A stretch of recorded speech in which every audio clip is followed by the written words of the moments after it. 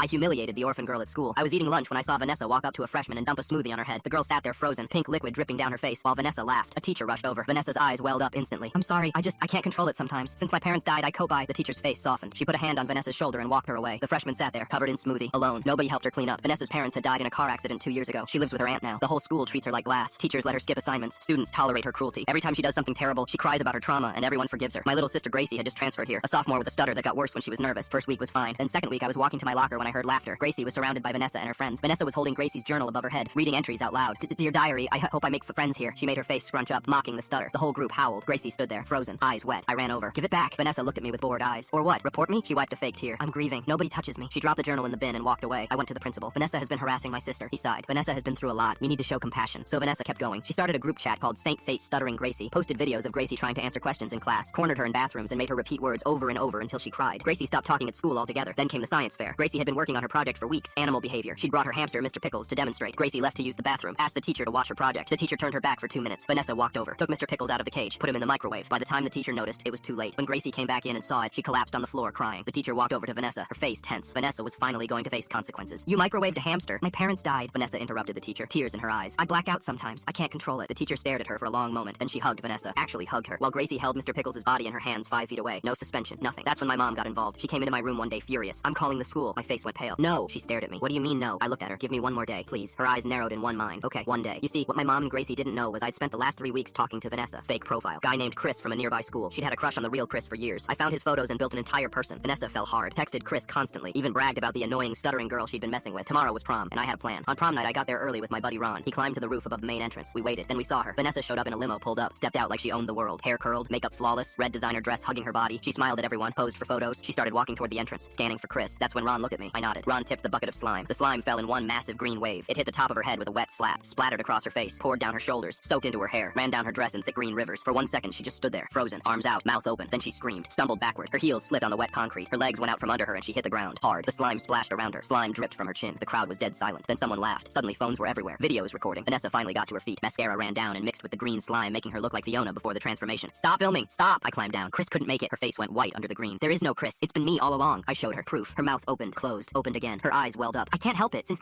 your parents kicking the bucket didn't make you microwave a hamster. Something snapped behind her eyes. What did you just say to me? I have trauma! She lunged, grabbed my shirt, slime flying everywhere, nails scratching at my face. I didn't swing back, just blocked. 2 teachers pulled her off me. She kicked and thrashed, spit at them. That's when her mom pushed through the crowd. That's right, her mom. Turns out her parents were never dead. Vanessa! Vanessa! She grabbed her by the arm, started dragging Vanessa toward the parking lot. Vanessa fought the whole way. Gucci heels scraping the concrete, dress torn, slime-soaked hair plastered to her face. Her mom yelled at her. This is why we're sending you to troubled teens camp!